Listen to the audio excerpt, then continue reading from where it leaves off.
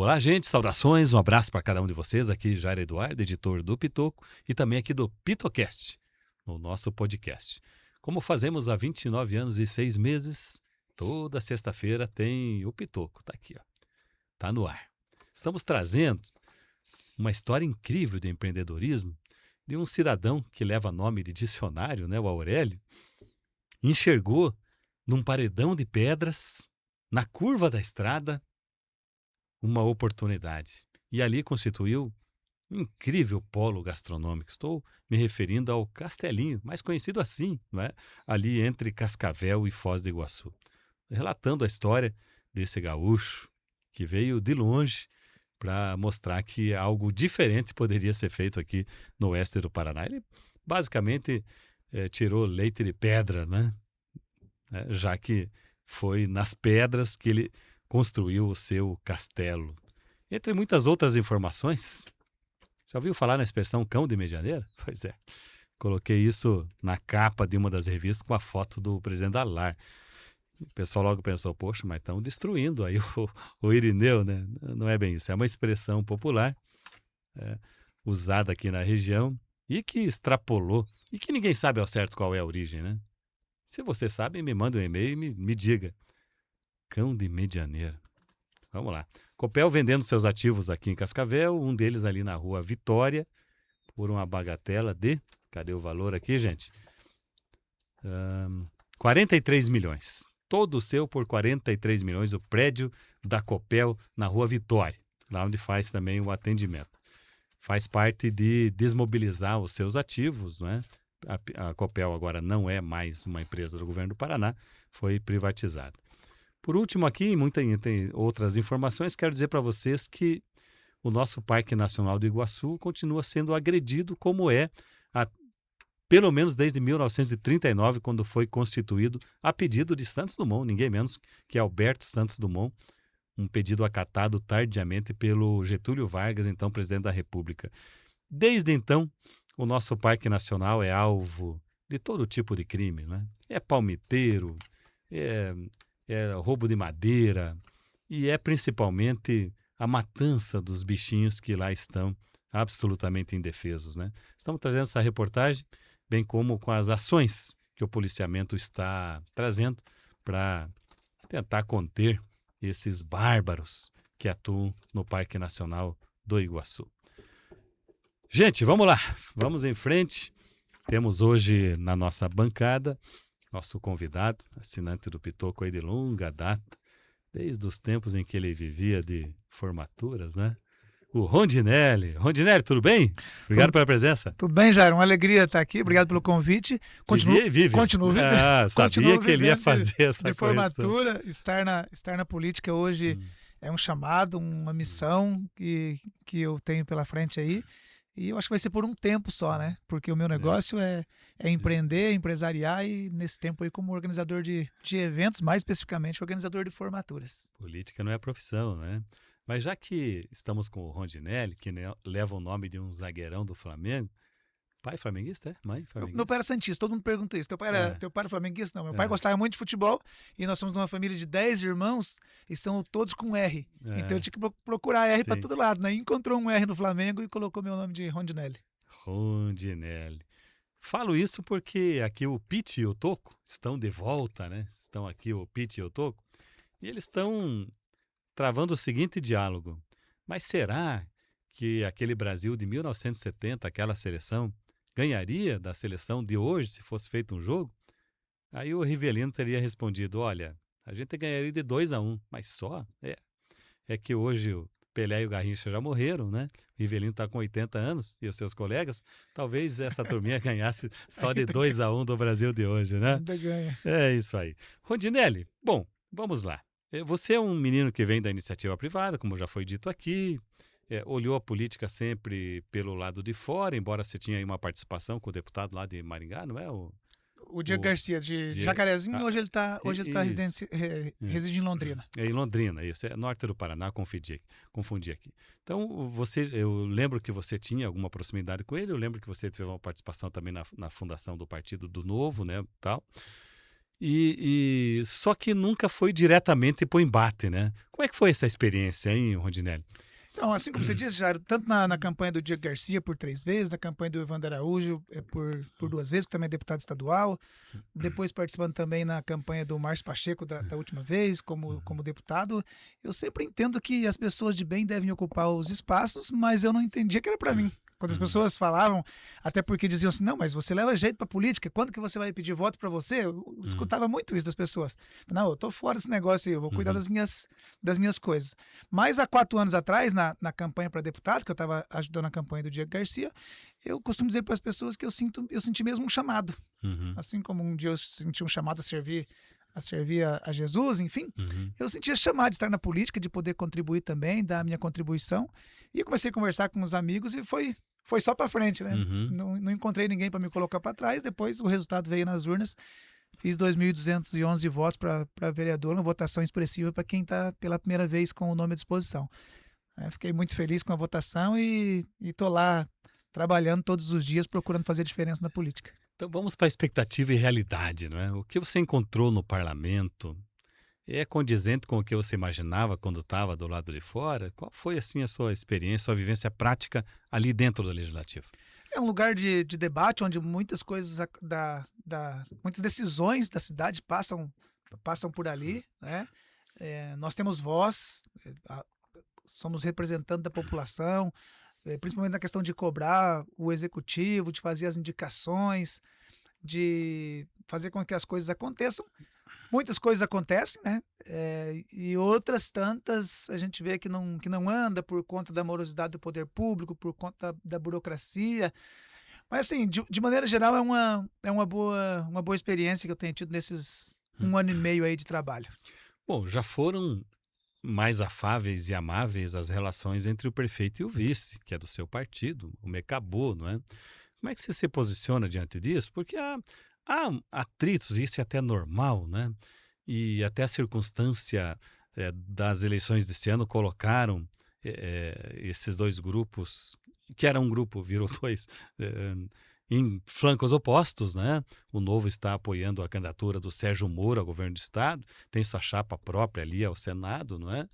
E o Renato Silva está lá no outro lado, no outro flanco. Como é que administra isso? Você acha que pode haver um rompimento? Olha, o Henrique sempre fez falando do Henrique, né, ele sempre fez o papel que cabe ao vice-prefeito, que é de poder estar ali para ajudar, para auxiliar, e é mesmo como que um reserva no futebol. Falamos agora há pouco do futebol. Quando chamado, entra em campo. Então ele sempre respeitou isso, respeitou a questão do Renato, que é o prefeito, que tem o mando, que tem a caneta, né? Permaneceu ali no gabinete até então, acho que agora está licenciado porque entra na pré-campanha a deputado federal. O prefeito Renato Silva tinha um acordo para que apoiasse o Fernando Giacobo, que não é mais candidato, né? E agora o Paranhos, que é o ex-prefeito, muito bem avaliado, apareceu como candidato. Então, para ser sincero, não sei como que está bem esse acerto lá entre o Renato e o Henrique, se apoia ou não apoia, né? Mas o fato é que o Henrique vai para as urnas. O entendimento pessoal meu é que ele vai ajudar muito mais Cascavel como deputado federal, né? Nós tivemos aí uns tempos, se não me engano, 4 ou 5 deputados federais e hoje nós não temos nenhum no exercício do mandato, né? Porque o Nelson Padovani, se não me engano, ele está licenciado. Então, Cascavel precisa de deputados federais e o Henrique é um desses nomes que pode muito bem representar a nossa cidade, né? Tem meu apoio aí e acho que nós podemos eleger ele. Pois é, aí está a questão, não é? Até conversei esses dias com o Henrique, nos fez uma visita, né? Tentando entender, desenhar melhor esse cenário, né? E perguntava para ele que, na hipótese de que os planos não se confirmem, né, na eleição para federal, o Novo tem 2 candidatos muito fortes na região metropolitana de Curitiba, né? Deve eleger uma bancada restrita, 2 ou 3, talvez 1. 3 a gente acredita que vai eleger. Então, quais seriam os planos subsequentes? Se ele poderia até disputar a prefeitura de Cascavel, né? É lógico, aqui é quase colocar a carroça na frente dos bois, né? Mas todos os cenários estão sobre a mesa. Qual seria a postura do Novo na eleição para prefeito, já que essa é uma antessala daquela eleição? Você acha que é possível o partido ter um candidato próprio? O partido cada vez mais busca seu protagonismo, né? Já poderíamos ter tido o Henrique como candidato a prefeito na última eleição. foi tomada a decisão de unir forças, né, com o Grupo do Paranhos, juntamente com o Renato Silva. Eu acho que tudo isso passa muito por essa eleição. Uhum. Eu não tenho dúvida nenhuma que nós, do Grupo do Novo, nós vamos sair muito fortalecidos dessa eleição, né? O fato de estarmos junto com o Sérgio Moro, né? Acho que independente também do resultado final, mas mostra também um posicionamento do partido, né? De estar alinhado com o PL. E aí, 2028, né, que é a próxima, aí isso aí acho que vamos começar a pensar e discutir a partir depois das eleições desse ano. Perfeito. Você, como vereador, está mais perto dos fatos, né? Como você avalia até esse momento a gestão do prefeito Renato Silva? Dentro da expectativa, sofre críticas, obviamente, por não ser lá o grande comunicador que era o seu antecessor. Tem o buraco da rua, que me parece que agora tem uma dinheirama que está vindo aí para resolver isso.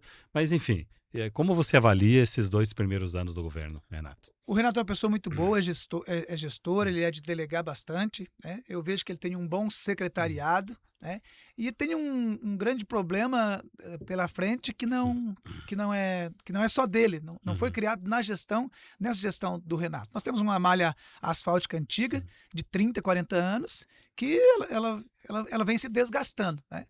E aí agora também com a ajuda do El Ninho, Uhum. que não para de chover, os buracos começam a aparecer e muita gente se apega somente aos buracos, né? Mas esquece de todo o investimento que está vindo, inclusive do governo do estado, que está vindo para fazer asfalto do interior, para fazer recap na cidade de Cascavel, o hospital da região norte, que era um sonho e que será concretizado, o hospital de retaguarda que está sendo reformado, o Suco fazendo um excelente trabalho no esporte. Então, assim, tem muita coisa boa acontecendo em Cascavel, o secretariado tem trabalhado, né?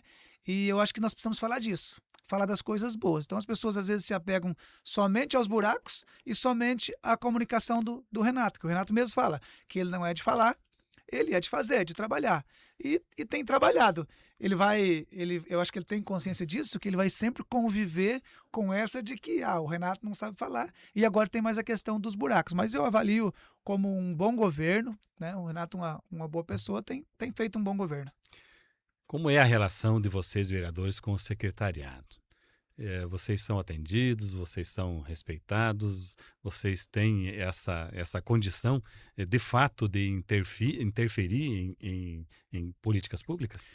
Eu, falando pessoalmente, eu tenho muito respeito de todos eles. Sempre fui bem recebido pelos que eu procuro, né? Desde o secretário de Obras, do Meio Ambiente, do Esporte, enfim, todos eles que eu converso.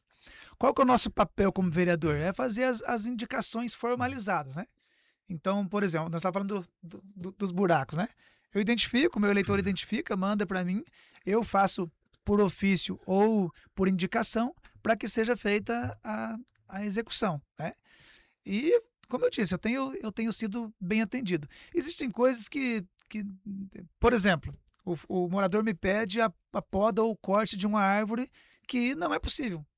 Então isso não acontece, né? Por mais que fale com o vereador, por mais que o vereador queira falar com o secretário, mas existe uma lei, e a lei precisa Uhum. ser respeitada, a lei do meio ambiente. Então, existem algumas coisas que não tem como acontecer, existem outras coisas que a gente pode fazer Uhum. acontecer, né? Por exemplo, eu estou na comissão de educação, sou presidente da comissão de educação. E desde antes de estar na comissão de educação, porque eu vim para substituir o Xavier, que está lá na Casa Civil, era uma luta minha e de outros vereadores que já estavam no mandato, inclusive nos passados, que fosse implantado em Cascavel esse cartãozinho que é para o pai, para o aluno, para o professor consumir no próprio comércio local. Então, um cartãozinho, onde ele vai poder comprar o material escolar, em torno de 100, 120 reais, onde ele pode comprar o lápis, a caneta, a borracha, na, na livraria do bairro, na livraria do centro, enfim, onde ele mora. E isso não tinha sido implantado em Cascavel, uma luta de todos nós, que eu também ajudei a encampar e que acabou acontecendo. Então, tem muitas coisas que, com a somatória de força dos vereadores, do secretário, a vontade do prefeito, acontece, né? Pois é, está na mesa ou chegará muito em breve na mesa de vocês, vereadores, aí para a condição de fiscais da destinação do discurso público, do recurso público, 2 licitações que vêm se, né, alongando, Alongado. né, que vem aí até de década, que é o maior contrato da Prefeitura de Cascavel, que é a coleta do lixo, e também o transporte coletivo urbano, não é? Que são coisas que não desenrola, né? Não desenrola, não sai do lugar. Como é que você enxerga isso? Como é que a Câmara, como é que um vereador da sua condição pode acompanhar, por exemplo, ou ficar na coleta do lixo? É uma licitação complexa que envolve muito dinheiro, não é? Como é que você vê e como é que você pode intervir nesse processo de maneira a assegurar que as coisas sigam de forma correta, Rondiné? Talvez por conta mesmo da própria complexidade que ela tem se estendido ao longo desse tempo aí, né? Eu até vi uma reportagem que você fez, mandei a Uhum. mensagem, parabenizei pela reportagem, de fazer um levantamento das empresas e de constatar que a maioria delas Tem problemas, né? tem problemas. Uhum. Então, o que nós podemos fazer como vereador? Existe uma equipe técnica lá na Secretaria do Meio Ambiente que tem feito essa filtragem, que tem feito as análises e elas vão vir para a Câmara. Então, vindo as empresas, o que nós podemos fazer como vereador? O que eu posso fazer como vereador? Fazer a pesquisa mais a fundo, entender onde essas empresas estão prestando serviço, como está sendo prestado o serviço, e para a gente fazer as ponderações, as considerações, pedir vistas, enfim, que é o que nos cabe como vereadores. É assim na iniciativa privada, né? Quando vão me contratar, quando vão contratar a minha empresa lá, pegam 2, 3 empresas junto com a minha, e uma das coisas que vão procurar nas empresas é o passado. Porque a minha empresa, como a de lixo, é uma prestação de serviço. Então, eles vão entender como que o serviço foi prestado. Então, é importante a gente entender as candidatas, aonde que ela presta o mesmo serviço e como esse serviço é prestado, né? Os problemas na justiça, às vezes, pode ser que seja possível ter, né? Por exemplo, se a gente pegar a nossa operadora de celular, ela tem problema na justiça. Então, se eu não contratasse ela por conta de problema na justiça, eu não teria telefone. Dá Então, no Reclame Aqui, aparece muitos nomes lá, né? aparece bastante. Mas, como você disse, já ele é um contrato, são 2 contratos, mas falando especificamente do lixo, muito complexo e que decisivo. Nós temos essa responsabilidade, essa legislatura tem a responsabilidade de poder fazer com que ele seja o melhor possível para a população. É uma grande responsabilidade. Vamos esperar quando ele vier para a Câmara para a gente fazer o debate. Bom, micromobilidade urbana, para a gente ir aqui nos nossos finalmente, expandiu-se muito o uso pela população, né, das motoquinhas elétricas, né, dos autopropelidos, dos patinetes, né, tudo que está ali sobre 2 rodas e motorização elétrica e tal. Em paralelo a isso, temos dinheiro do Fomplata, se eu não me engano, aí parado, porque não se consegue colocar isso em ciclovias. Tem conflito, né, entre comerciante que não quer a ciclovia na frente do seu estabelecimento. Como é que lida com isso, hein, Rondiné? Tem que olhar todos os lados, mas o ciclista e o menino da micromobilidade precisam ter o seu lugar também, não é? Como é que se enxerga essa questão? Recentemente nós votamos, né, um projeto ali dando mais melhorando a legislação municipal em relação a essas motonetas. É um grande desafio porque a cidade não foi planejada para que tivesse a ciclovia ou as ciclofaixas. E é notório que também prejudica o comércio, além do e-commerce hoje, que já prejudica muito o comércio presencial, a passagem da ciclofaixa. Mas ela precisa passar em algum lugar. Então nós precisamos debater, fazer o estudo, o IPC faz esse estudo, de ver onde dói menos, porque existe um compromisso, eu não me lembro agora certinho, mas se não me engano são... Bom, a quantidade eu não lembro agora, mas existe um limite, um mínimo de quilometragem que precisa ter de ciclovia feita na cidade. E elas vão ter que ser feitas, né? Passando na frente da minha ou da sua casa, do meu ou do seu comércio, elas vão ter que ser feitas porque, como você disse, o recurso está parado por conta desse debate. E cada vez mais cresce o número de ciclomotores, de motonetas que precisam dessa ciclofaixa. E elas precisam ser construídas.